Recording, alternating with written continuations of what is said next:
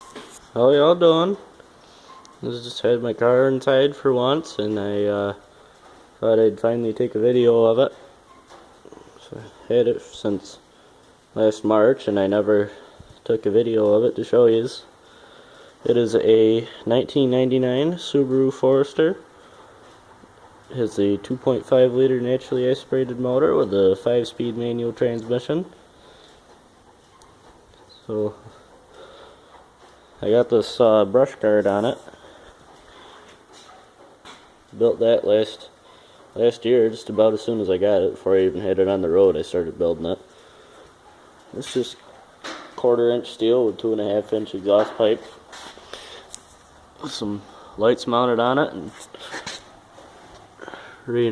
reinforcements for the tow hooks. I got a couple of shackles I keep on there in the summertime, but in the wintertime I keep them off of there because if I ever wanted to go to use them, they're in the back and they're not all iced up and all that garbage. And underneath, I just got a cross member that goes across, 2-inch box tube to 1/8 inch wall with another piece of 1/4 inch steel. It just goes up and mounts on the factory tow hook location. If I turn the light on, I can probably see. If I can figure that out. That's not important, but let's take a look under the hood.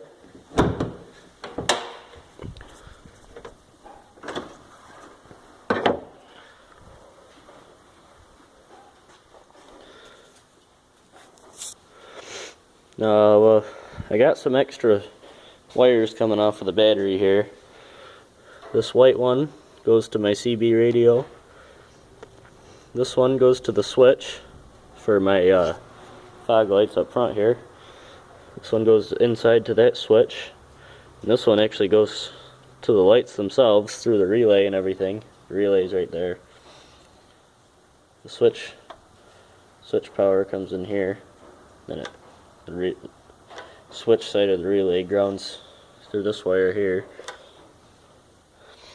Then these two blue wires go to the lights.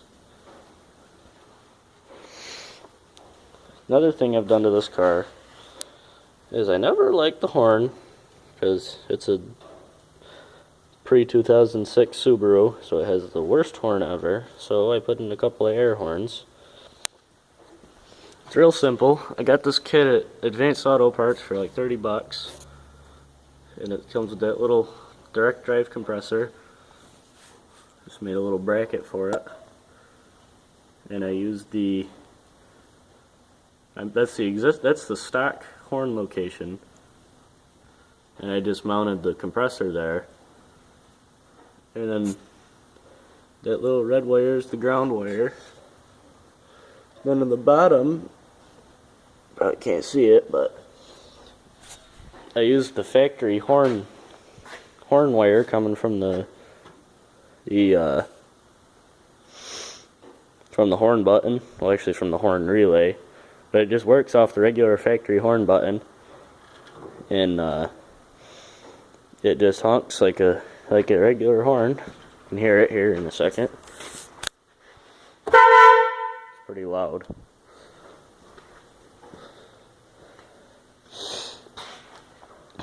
Now another thing you'll notice is I got a red crank pulley.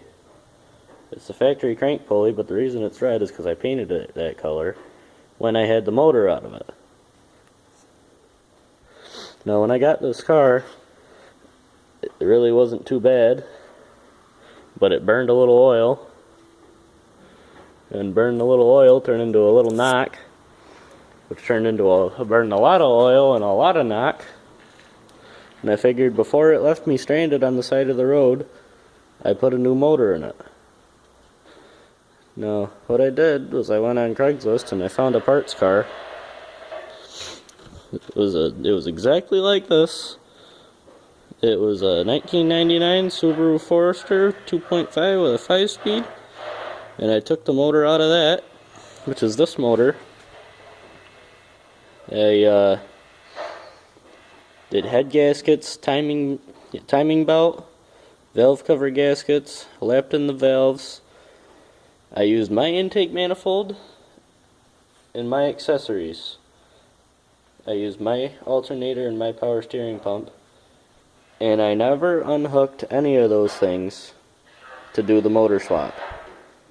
I mean, I took the intake manifold out with the old motor because I didn't decide to use it until after I had the motor out. And the reason I did that is because this car has cruise control and that one did not. And this little doohickey right here, this vacuum line goes into the intake manifold and goes to the cruise control solenoid, or cruise control actuator down there. And the other one just had a plug in there, which is a steel plug and an aluminum intake manifold. And anyone who knows metals knows that that is not a good thing to try to take out. Now I did end up using the power steering pump off of the other car afterwards.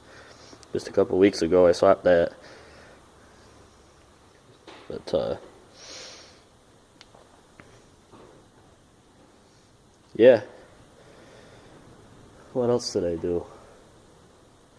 I just replaced the windshield wiper transmission. I made a video of that. I just did that tonight. But I keep a rag under the hood, mostly because it was in the car when I got it. And that probably should have been a tip to me that, hey, this car burned some oil and this guy's always checking it. And I also keep a scuffy pad on this side, because if you're ever on the side of the road and you have an electrical issue, a lot of the times, especially in this part of the area, upstate New York, there's a lot of salt and sand on the roads in the wintertime, and that could lead to electrical issues. It could lead to ground problems. Corrosion is an awful, awful thing. But oh,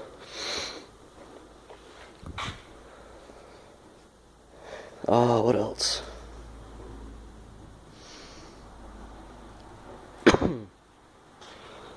I want to paint the chrome on this grill. I want to paint it black, just because I think black is better looking.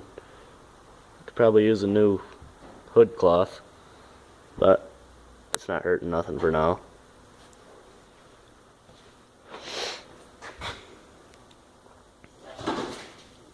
Snow falling off it. I think that's it for under the hood.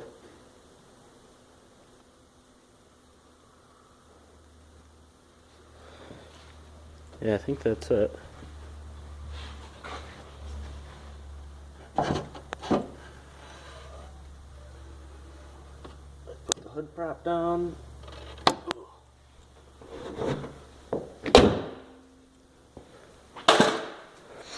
This car is really dirty right now. Now, when I got this car, it needed tires. It has, the factory size is 215/60/16, but as you can see, I have 215/65/16 Cooper Weathermasters. And well, I had the wheels off the car. It wasn't registered or nothing yet, so I wasn't driving it. So I went ahead and I painted the wheels the same color as this lower body and the bumper covers and everything. So they're all the exact same color, and it actually looks pretty damn good when it's clean. It does have a little bit of rust on it, but for the most part, it's actually pretty clean. Rust is an awful, awful thing. Let me tell you, you guys that live down south, you got it good. You ain't got no rust to worry about. Your motors give up before your body does, and our bodies give up before our motor does. I do have a different muffler on this car. It's a little tiny bit louder. Not too much, but it's a little bit. Just enough to satisfy me, make me happy, and make my socks go up and down. Ooh, another thing under the hood that I completely forgot about.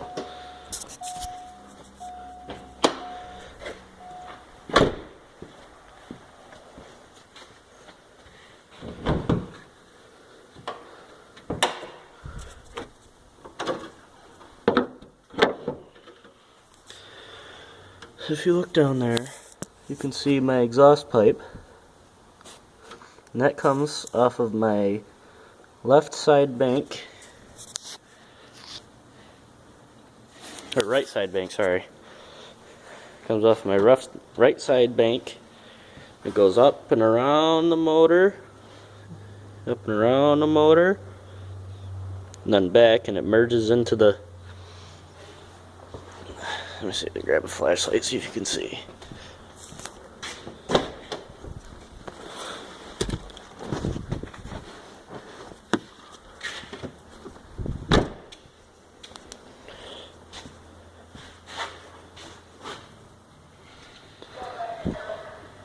Nope, still can't see.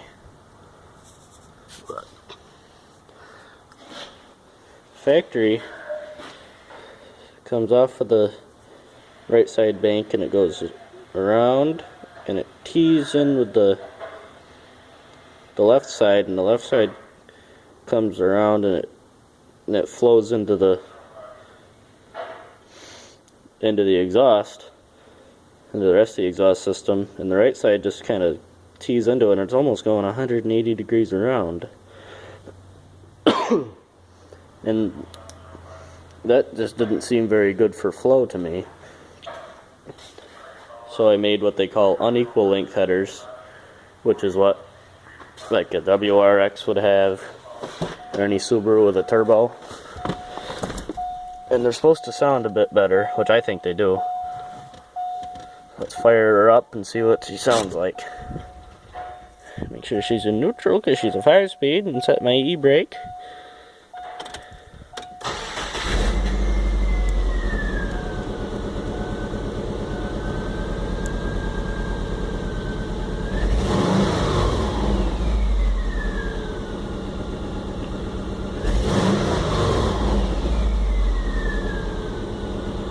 I think she sounds pretty good. She's got 195,370 miles on her. It's actually due for an oil change right now. You know, it's funny, I'd never changed the oil in this car because I always burned oil, so it always had fresh oil in it. And you see I got my CB radio here with my microphone. Walmart special. This radio was something that I had in my garage. It was my dad's. And I got my Kenwood stereo with front and rear USB. I got the rear coming out through here, but I can't use it because I have an Android, which I didn't know when I bought it. But I also have my handy dandy aux cord. I really like this radio.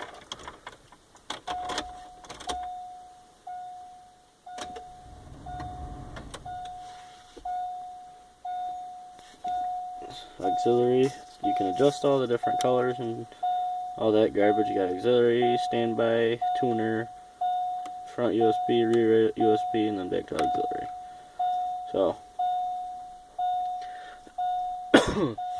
I changed the front speakers too. I got Pioneers 6.5-inch 3-ways. Shut that off because it's annoying. Now this is the Forester S, which is like the luxury version.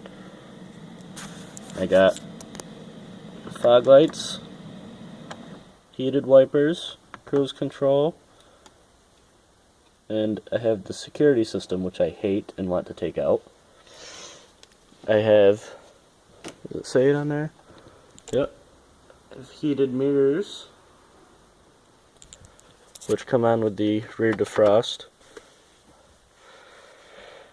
And I have power mirrors, which are actually not working right now because I think it's a fuse. But I'm about to take that apart and see. But you'll notice I have a couple extra switches. These are for my fog lights on my brush guard there. As you can see, that's on. I'm gonna turn it off. I don't know if you'll be able to see it out there or not.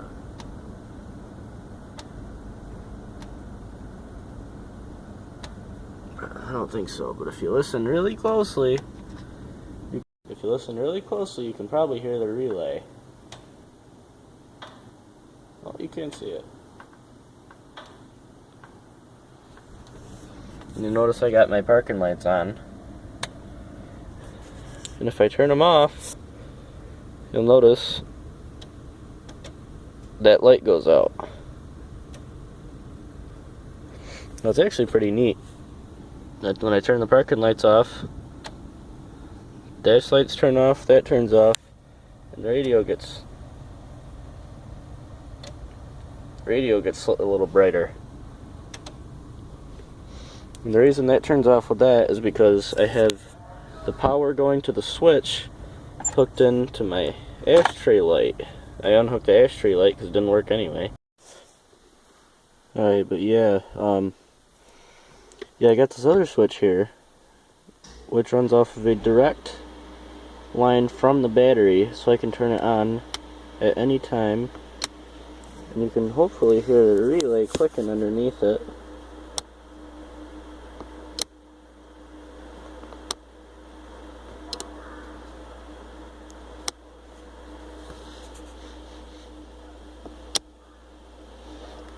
And you'll notice that when I do that, my CB turns on.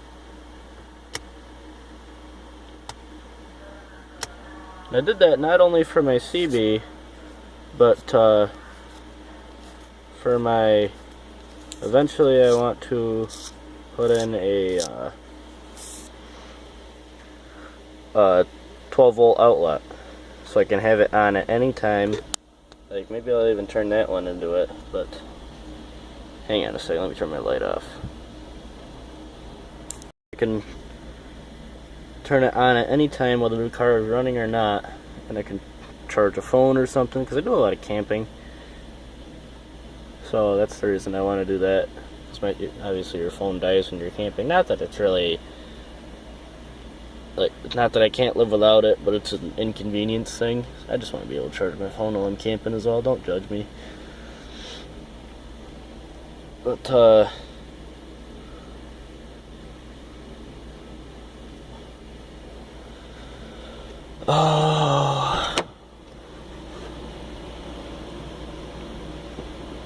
what else?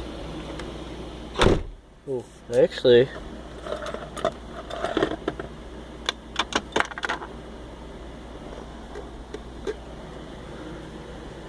I made this little bracket, clips on my visor, and that's a magnet on there.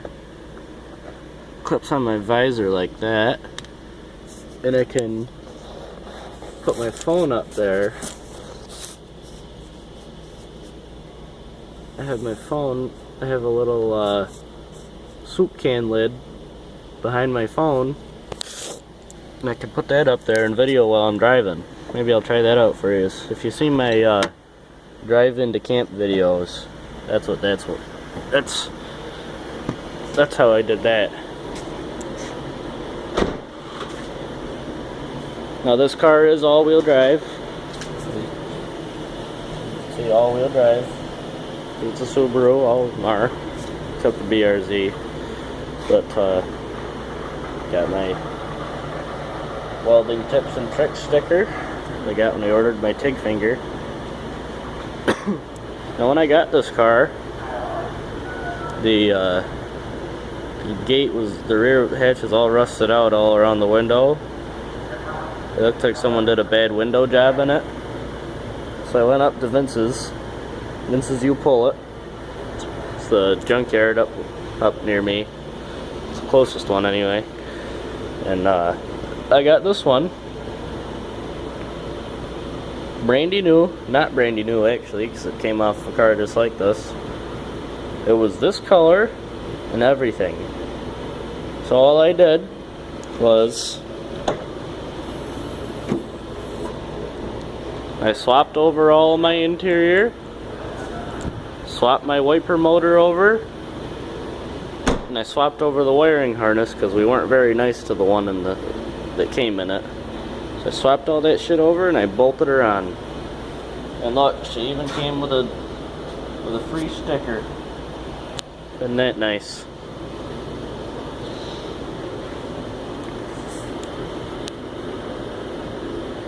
A while back, just before the beginning of summer, I painted all these lower plastics, this charcoal gray color. I mean, they were that color originally, but they were pretty ratty looking. So I painted them. And you'll notice I got my CB bracket. I just got the antenna cable going through there. Just like that.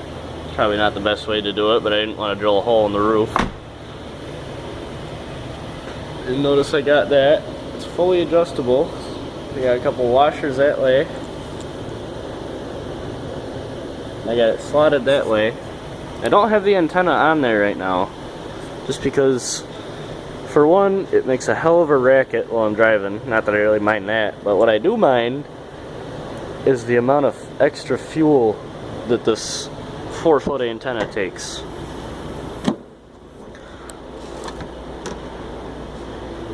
This big old monster.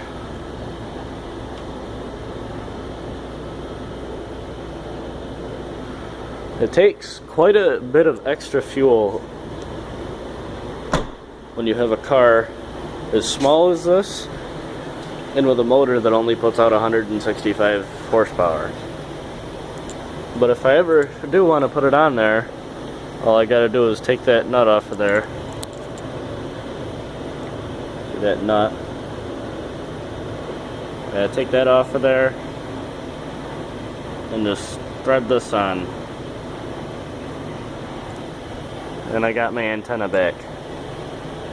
And I'm not really sure why, but the CB never really worked right anyway. So that was another deciding factor in taking it off. I have a little inverter back here. Say 350 watt, but you'll never get that out of that. But yeah,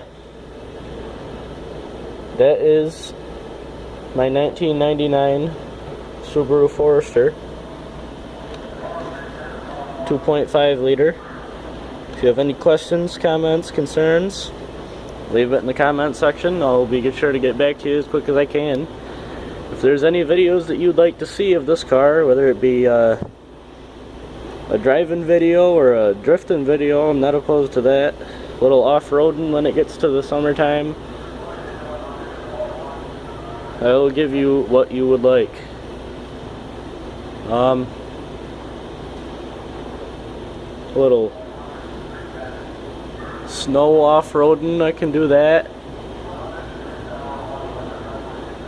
Driving through some deep snow and that kind of stuff, I can do videos. Just let me know what you want, peoples. I didn't mean to say peeps, that was weird. But yeah, I'll do it. I'll make videos for you. Just tell me what you want. Otherwise, I'll just make videos and I won't know what you want. I don't know if you like them or not. But I'm rambling now, so thanks for watching. Have a nice night. Catch you later.